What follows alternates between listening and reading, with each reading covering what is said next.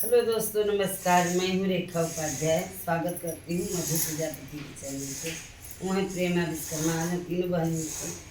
एक बहुत प्यारा शिव जी का सोहर सुनाने जा रहे हैं। आप सबको अच्छा लगेगा तो कमेंट में ज़रूर बताना और अपना प्यार दुलार आशीर्वाद ज़्यादा से ज़्यादा देना, क्योंकि आप सबके प्यार दुलार आशीर्वाद की ज़्यादा से ज़्यादा ज़रूरत है।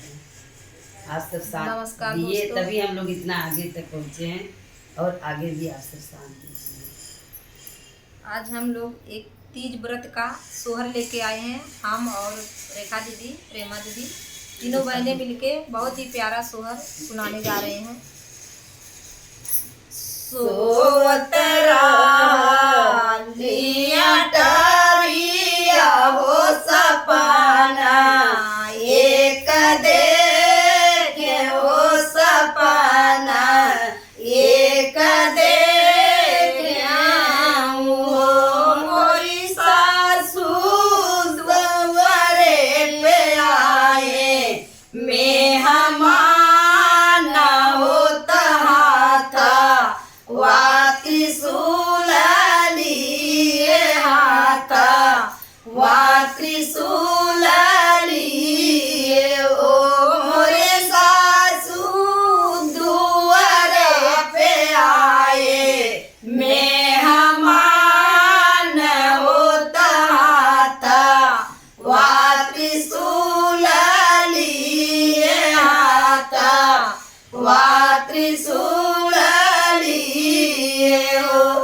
गोरे गोरे देही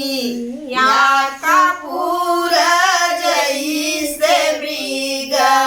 छाला ओढ़ो मृगा छाला ओढ़ाइयो लंबी लंबी काली काली के सिया हो कमारी याल चूमयो कमारी याल चूमायो मोरी सासू काली काली लंबी लंबी के सिया हो कमारी याल चूमयो कमारी याल चूमायो तुझे हाथ मेरे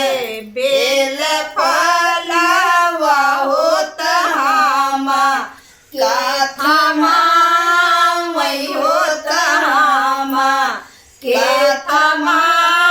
वाइयो मोरी सासू दाई गाये हामा कायला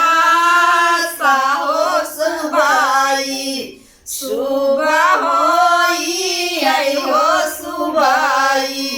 सुबह होई आई हो मोरे सासू दाई गाये हामा के दिलासा हो सुबाई सुबह होई आई हो सुबाई सुबह तनी बचान सासु सुन नहीं हो तबना वामगाला भाई माना वामगाला भाई हो मोरी बहुअर जे कर लू बरातिया हो दर्शन दिया ले हो मुहई दर्शन दिया लियो ओ मोरी बाबा जे कार लू बरातिया हो मुहई दर्शन दिया ले हो मुहई दर्शन दिया ले देव के देव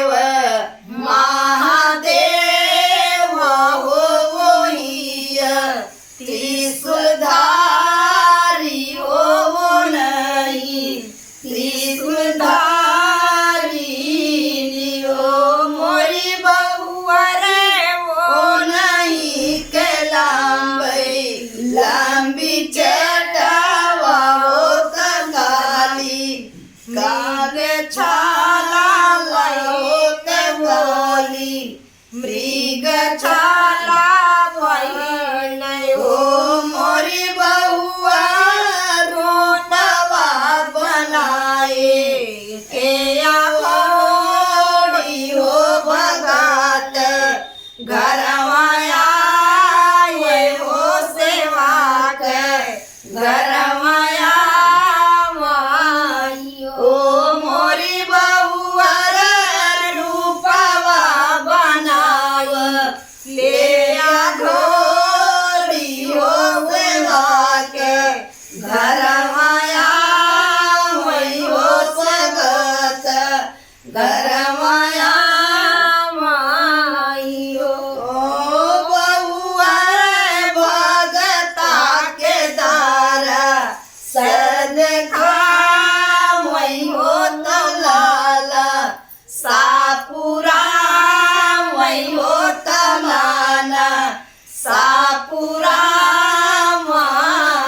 हो मोरी बहुआ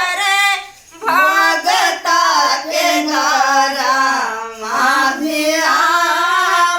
हो तमाना सा